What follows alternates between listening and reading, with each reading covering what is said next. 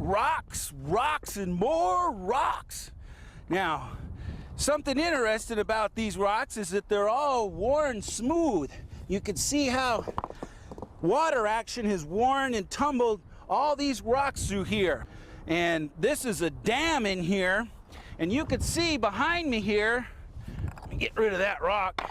There's even some of these rocks that got quartz on them here, and that's a good sign for gold. But you can see San Gabriel Canyon through the smog.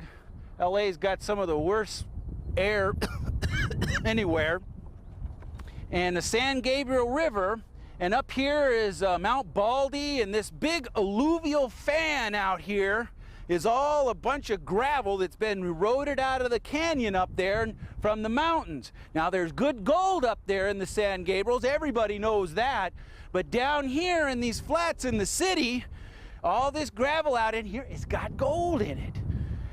And you'd be crazy, you know, they'd think you're crazy looking for gold out there, looking at you off the side of the freeway, but you'd probably be looking at them thinking they're crazy for being out there on the freeway, vice versa.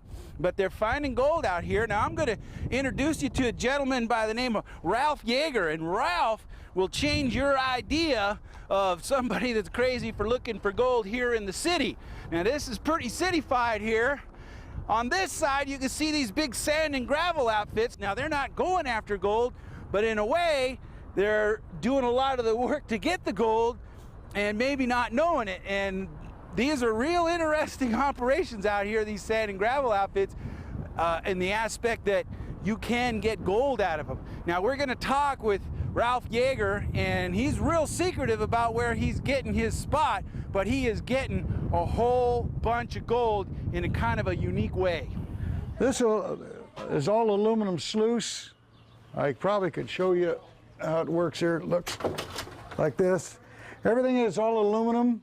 The reason for that is so I can pull the magnetics out of my sluice, keep it running clean, and for a long time. You don't have to shut down, it won't clog up with the sand. We throw the material on this right here on our base. Our screen, as you can see, is very small holes because we do nothing but fine gold. The larger rocks and things go over into this, actually it's a rain gutter. It comes down here, it goes across these riffles, and I'll catch my bigger nuggets if there's any there. And it goes down into this bucket here, where I maintain my gravel. When it gets full, I dump it out, and I bring my water back up and I recirculate over and over. I run on approximately 65 gallons of water, and I can run almost all day long with the same water. It'll take a minute to get that in there.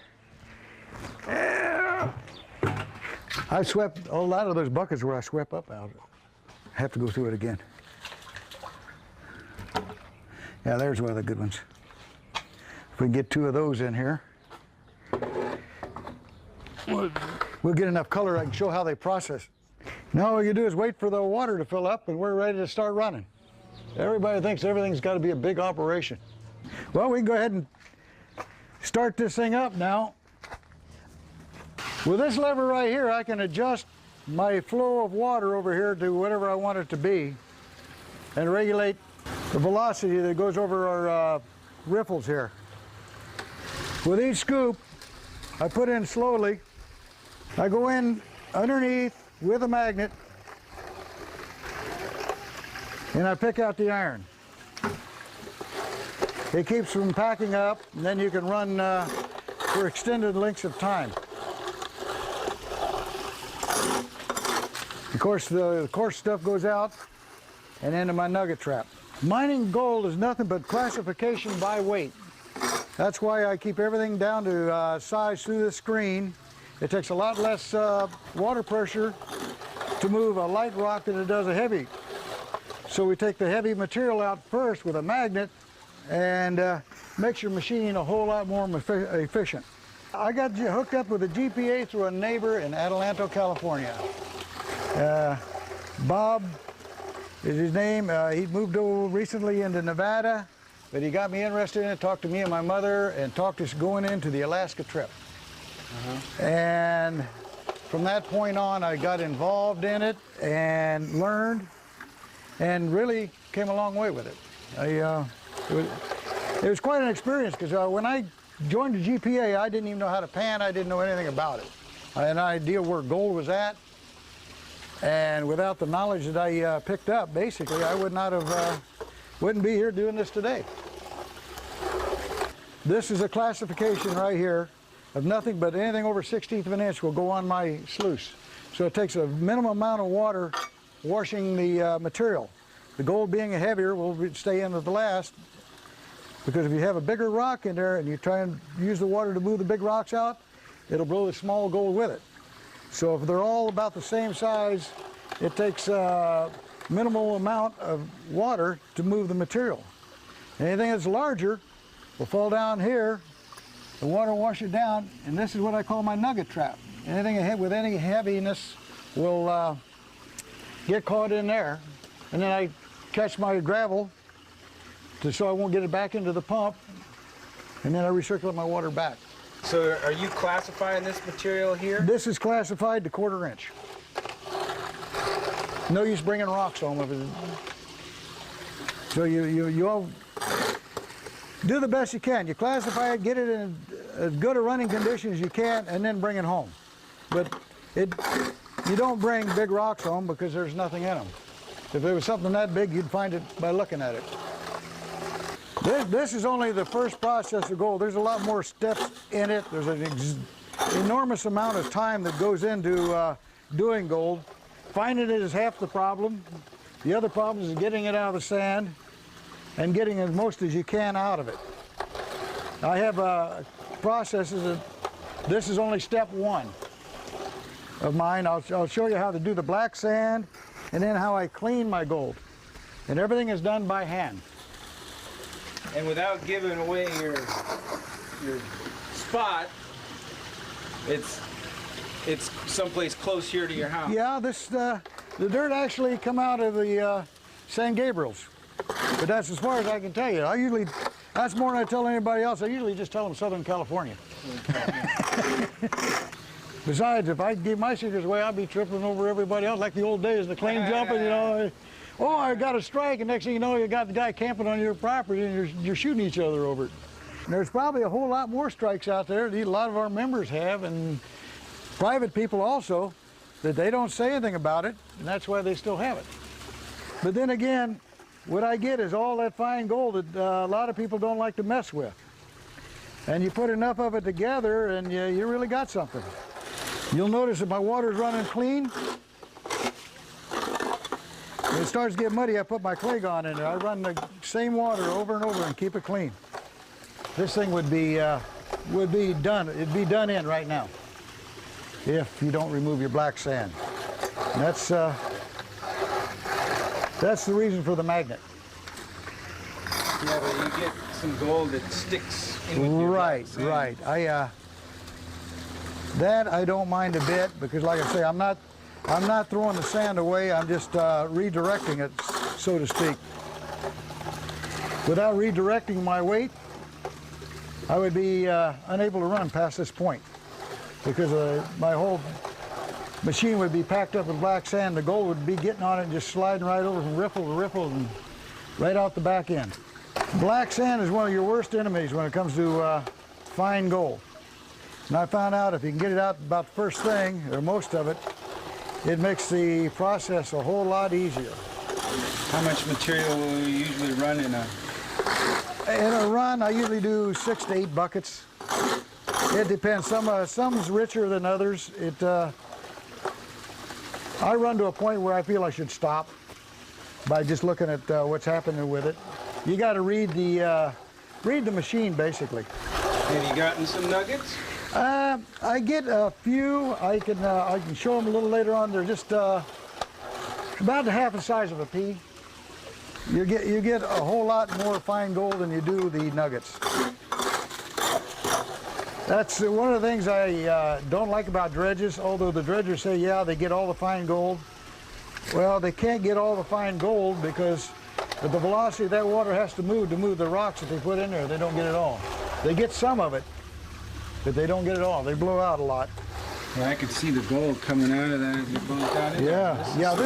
This is all some good ground you got there. well, this is super concentrated, that's for sure. Yeah, we'll run a few buckets and do a cleanup here in a little bit. And you'll probably see a lot of commercial-made units come out similar to this now. I mean, almost every one I've seen on the market to this day still uses the traditional steel riffles. And with the steel riffles, you cannot use a magnet on it.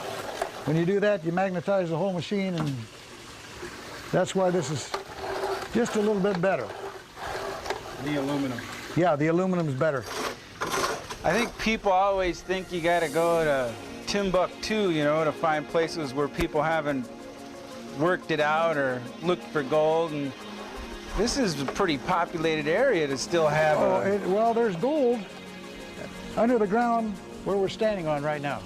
There's actually probably thousands of ounces of gold under it. Because this, even where we stand right here, this dirt come out of the San Gabriel Mountains on the alluvial fan. And if you can go down into the old riverbed that's underneath here from the alluvial fan, you will find gold. It's all fine gold just like this. And it's right under us as we speak.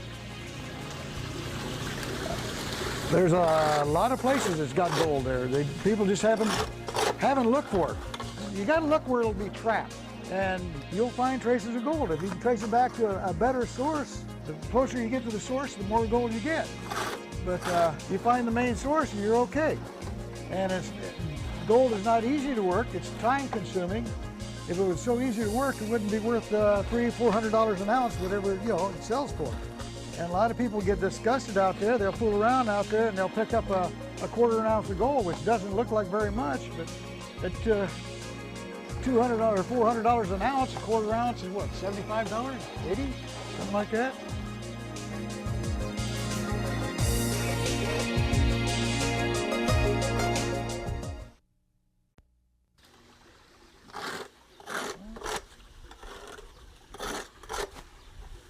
And there is an art to cleaning it up.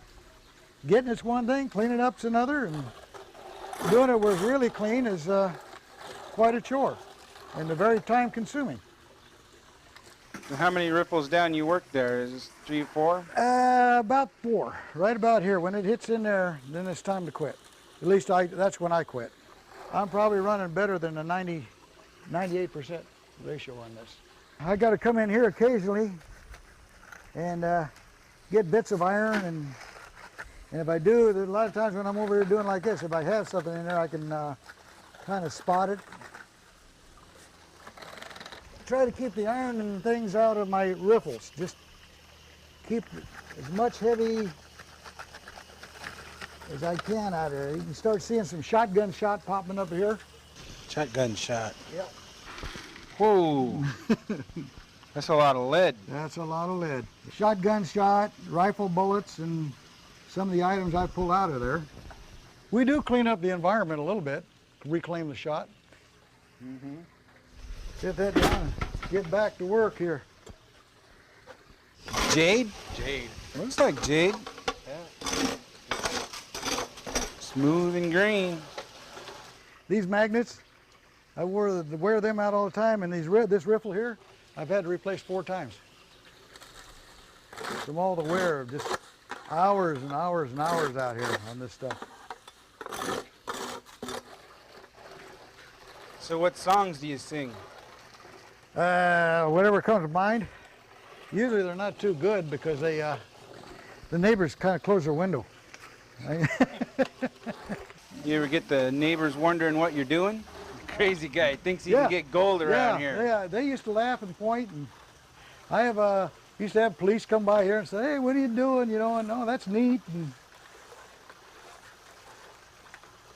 used to come by on a regular schedule, a lot of people, just to talk to me and see how I'm doing. Now they want to go dig for you. Now they want to know where I go and if I need help. Now we're going to go out. We'll take this black sand we got. As you can see, we got a lot of black sand. Now we're going to go through another process while this is cleaning itself out here. We'll go out in the backyard. Now what we're going to do is get as much water out of this as we can get, and then we're going to put it out to dry. Now, little trick that I found on this to get the water to seep out of this, get it on one end of the pan, and you start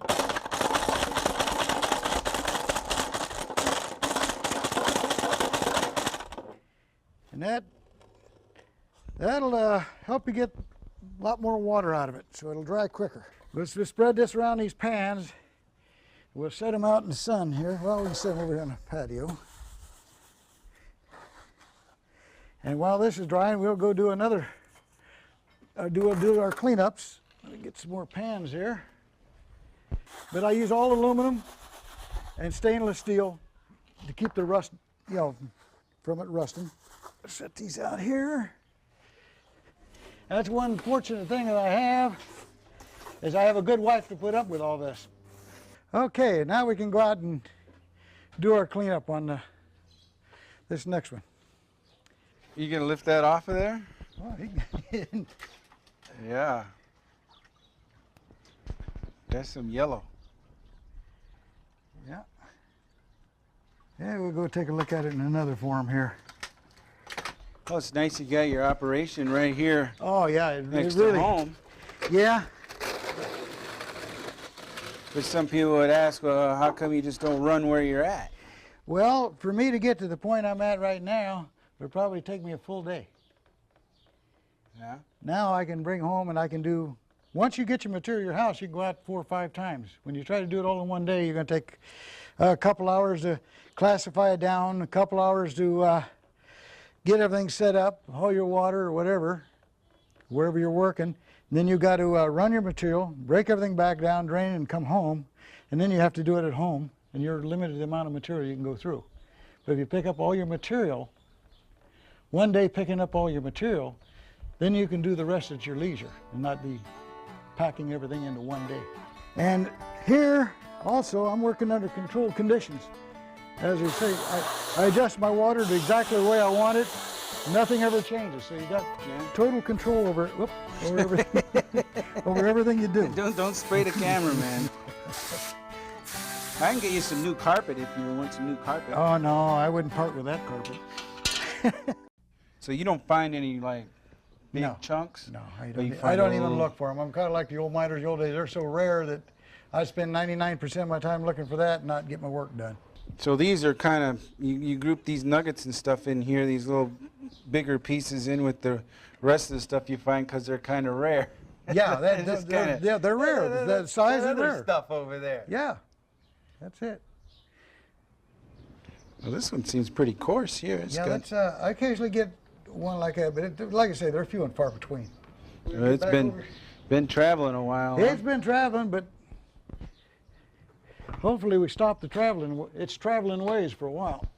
Now we just rinsed off our sluice in here. Again, I'm going in here with a magnet because that's your worst enemy when you're doing this stuff, is trying to get past this heavy black sand. The more of that you can eliminate, the easier it is to get to the gold. Although it looked like I was getting all of it, when I was with a magnet, you still miss it. And again, I will dry this and go through it, because this will even have more gold in it because of the concentration in this pan. But we're not losing it, we're just putting it in a different pan. We'll set that out to dry now. Well, let's put this guy back together. Now that Tom couldn't put it in his pocket. Well, you know, this is kind of different stuff. You know, I remember one time I was going through airport security with some black sand and they thought it was gunpowder. Yeah. Everybody ever accuse you of being a terrorist out here with your black sand in your operation? Well, funny you'd mention that, because I get a lot of black sand, and they used to have these cookie jars that were shaped like a teddy bear. Well, this lady over here, she wanted some black sand. That black sand's good for roses and plants and things like that. So I took it, and it was early in the morning. I took it and I put it in one of those jars to be decorative, and I put it in front of her door. Well, somebody called the police. They had the bomb squad down there. Needless to say, they had the whole place cleared off, and when she came to work, They said, there's a bomb. She said, where? Is that thing over there is a bomb. She said, oh, that's black sand. And then she finally knew one of the officers had come by here. They said, oh, yeah, okay, that's the guy. Then they went and found out it was, but they had, they did have a bomb scare on it, because it does look like black powder. Now, this pan probably looks like it's real clean, but there's probably a lot of gold left in it, because gold will hide in every little crack. You can see it right there.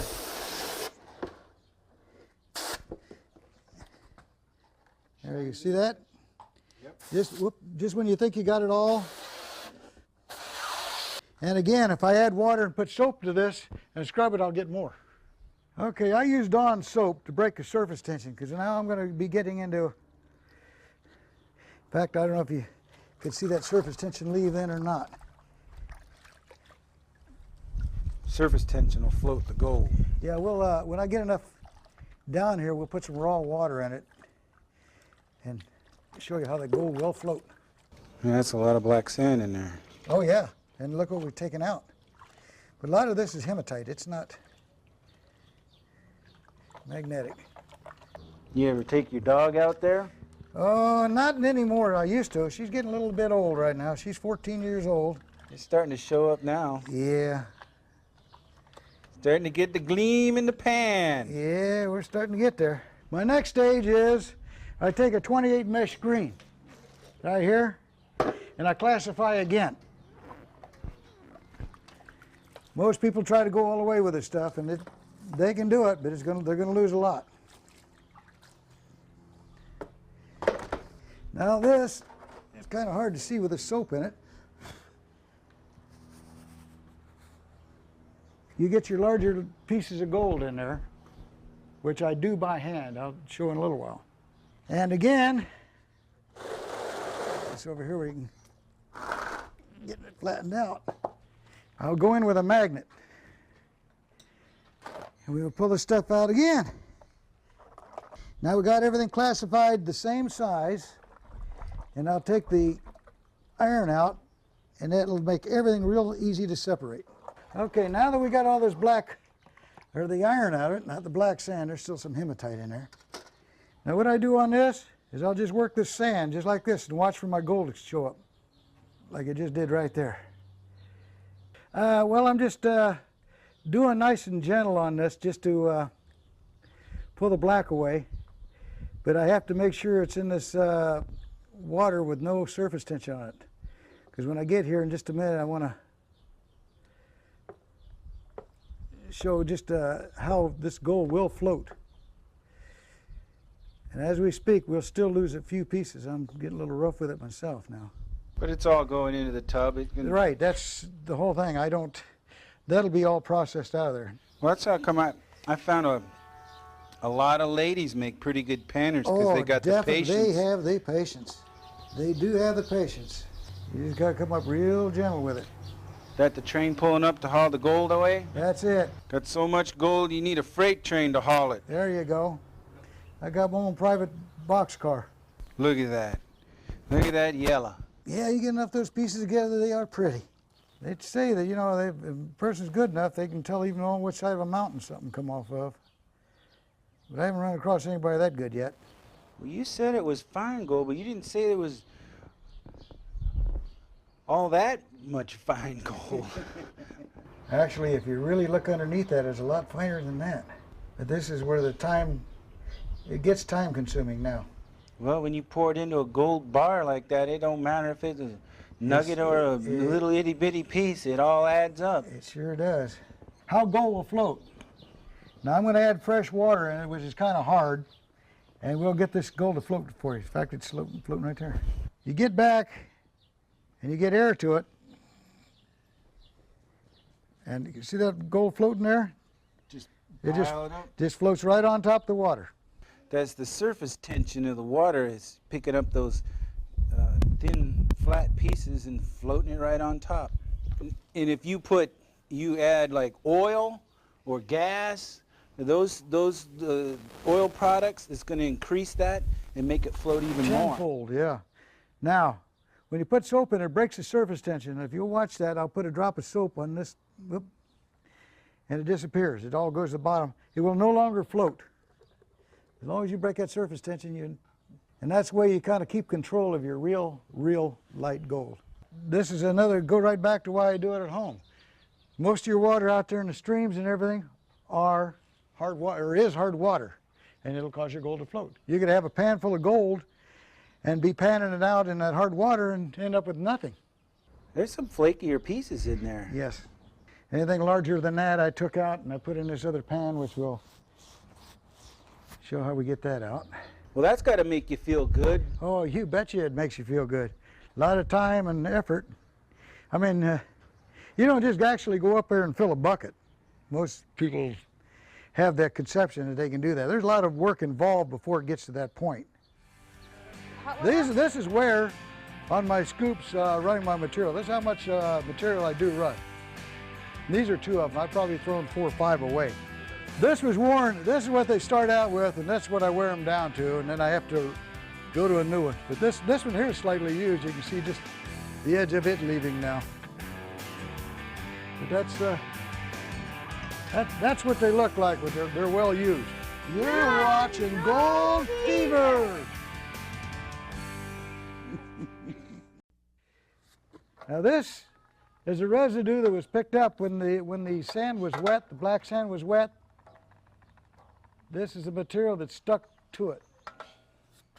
Okay, we're going to do our black sands now. We got it dry, spread out. Again, we're using a stainless steel pan because of magnetics and same type of magnet. And what we're going to do is we're going to tease and shake the sand. We tease the black sand up to the magnet, shaking the sand, regular sand and gold out of it. I don't know if we'll be able to see it or not, but the difference of the color when you take the black sand out than it was with the regular sand in it. There's a big variation. It's really good for plants. A lot of people have roses that like to put this on the roses. It's and it works good in clay areas also. Roses and clay, I don't know what the combination is, but people swear within a week of putting this stuff on their roses, they really do well. So I don't know if it's the black sand carrying the heat down into the ground or what, but a lot of people are just waiting for this stuff, so I just give it away by the bucket full. When it's dry, the gold doesn't lock in as well with the black sand. Right, because there's no sharp edges on this magnetite. It's relatively smooth, but the gold will stick to it if it's wet. Pull it like this and you shake it good enough, you don't see any sand in it like that. And in my opinion, a magnet is a very, very important piece of equipment that you'd use to get this stuff to where you can work it right, or easier. Okay, now we're panning the sand we took the magnetics out of. You must get a lot of black sand. Oh, I get a tremendous amount of black sand.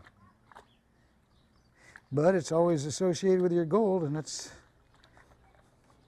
one of the problems that you got to get around. And thank God Mother Nature provided us with a magnet. Or with magnetism, I should say. Yeah, let's see what we got just out of curiosity. Still got black sand in there. Oh yeah, but there, look at there. Oh yeah. Well, that's quite a bit. Yeah. That makes it worth doing. That's exactly it. Rubber bucket. That goes in here. I picked that up at an old auction, and it's gear driven. You can put over 100 pounds in that. So you put your black sand in there? I put yeah, materials I want to turn, black sand. And this thing's got a 1/4 horse motor on it, and it's gear driven. Oh, and it's a little bit noisy because it just. But you can't stop it. It's got all the power you can get on it. So then you'll take your excess material when you're done fiddling it with over there? Right. Anything I thought I might have lost gold in goes in this. Goes in that, and then you'll put a little mercury in there? And then I'll turn it for about 2.5 hours. And then is this your last process? That's it. Right. And then that's it? Yep. I get it into amalgam. Amalgam. Yeah. You were showing me this over here earlier. This was impressive to me, but it doesn't. It may not look impressive Here, we can otherwise. But this looks. This is. There, you can drop it in there. Now, if this was just sitting out in the street, somebody might look at that and think it's I don't know, just some dirt or some lead or something. Right. And throw it away. But that right there is all gold. Yeah. That's all gold right there. It's just got Mercury coating. Coating on it. But that's just a bunch of gold right there. Then it goes. I just take it to a guy that he smelts it off. Yeah. But these are chunks of. That's what they call. They just got hard, and some of these just went into a ball. And that's a lot of really fine stuff that's all held together by that mercury. Micron gold and stuff in there, yeah. That's all gold right there. I don't know how many ounces is there. That's quite a few ounces. Yeah, there is quite a few ounces there. And then you got these other pans here with the bigger stuff. Yeah, this is some of the bigger flakes that I get out of there. Don't get a whole lot. Here's some more amalgam. Yeah, that belongs to somebody else there. And this is just some of the things I find. And then you pick some of the flakier pieces out. That's coarser gold that we took out of the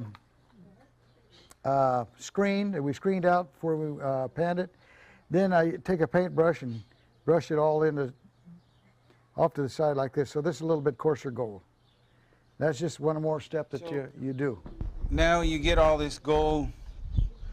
You got somebody you sell it to? Yeah, or? I have a buyer. You have a buyer? Yeah, and he takes care of everything. So I just take to him. And I used to have all my gold. I never sold my gold. I sold other people's gold and my partner's gold.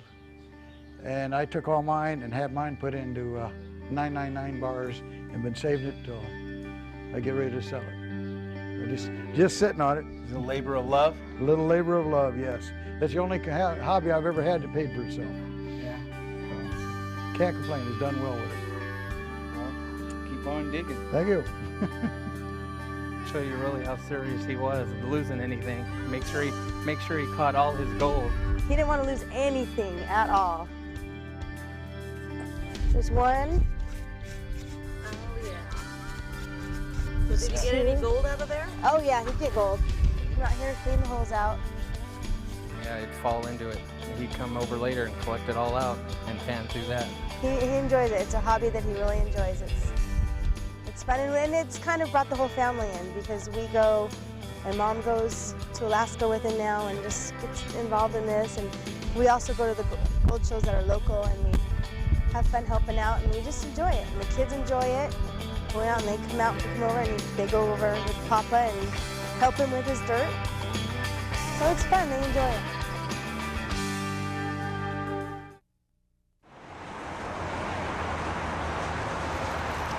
Oh man, this is some real brushy country through here. Lots of brush. But I'm following this little creek. I'm looking at it. Get out here. Whew.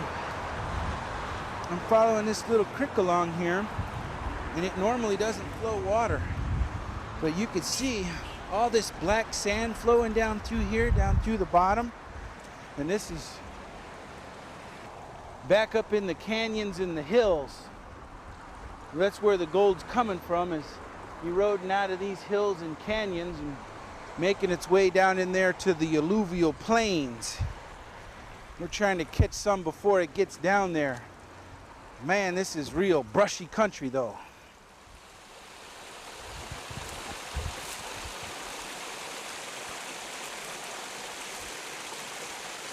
Now this is where the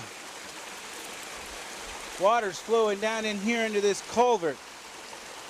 And hopefully there's a spot in there where it's trapping the material as it pushes through, washing the light stuff on through the culvert, leaving the heavy stuff sitting still inside the culvert. Gold being heavy, it would be the last thing to go through,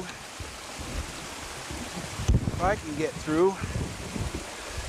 A lot of times those corrugated culverts and man-made structures will create like a sluice box, like taking a sluice box and setting it down here in the creek, and over the years, all that material washing through there, the gold's getting trapped inside the sluice box, and it just takes somebody to come along and suck it out. Now I brought my sucker out here so I can go down in the water and suck that material out real good. And I got my gold pan in my pack, and I'm wearing a cussbuck out here. Reason why I like the cussbuck out here, because you got a lot of coyotes. For some reason those coyotes carry a lot of ticks.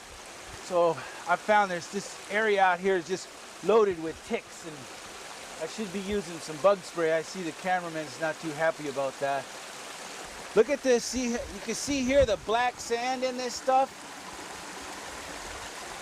Black iron sand. We're just up from the city, back up in the hills, and this is too rough and hilly up in here, I guess, to build houses yet. Someday they'll maybe get up in here building houses, but there's gold up in here, and we'll get busy and see if we can find some of it before Ralph gets it all. See how the water's flowing, and you got this dirt right here, and then mainly just black sand holding up here in the front, and the light stuff is just pushing right on down through this long culvert here, and the black sand's loading up right here in the front. That's a good indication that it's doing its job of holding the heavies up here in the front and washing the light stuff on back. But I'm looking right there, and there's a part of the tube right there that goes around, and there's a place where it fits together, and there's a crack. And that's that crack right there. Now that's really a good spot. The material will flow down through there, and then the gold will drop down inside that crack and hold in there. Even when this thing has water all the way up here to the top and blasting through there, once that gold gets down in that crack, it's going to hold in there. So that's a good place right there to work my snuffer. But I could see up here there's all kinds of like black widow spider webs and stuff inside there, and it looks really nasty. First, I know I want this stuff.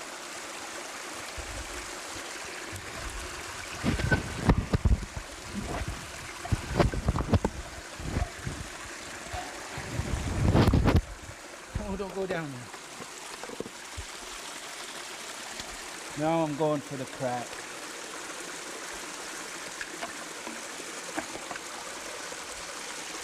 Put my hood on.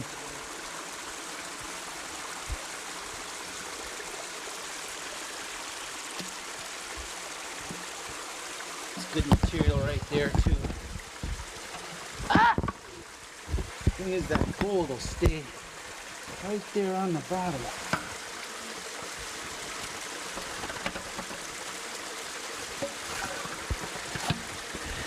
Not much material in there, but some. Now this is a sucker trap that I use on other shows underwater.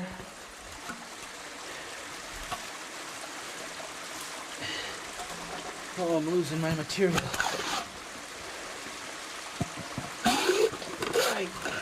Like a big snuffer bottle. I'm just getting all the material I can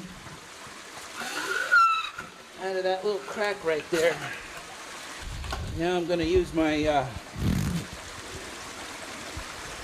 pry to scrape in there, loosen up. That gold wants to work right down in the bottom of this and get hung up in there.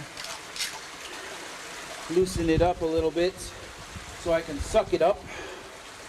Not much material,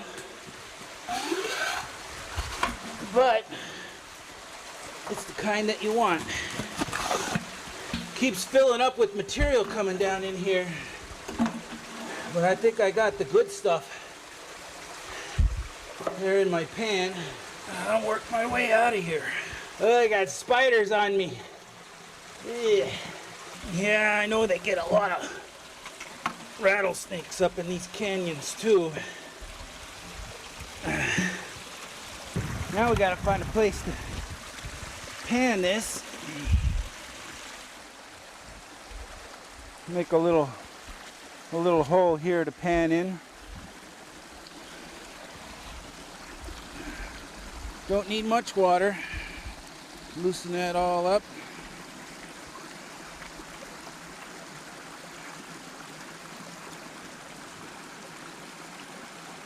Boy, there's a real heavy material in here.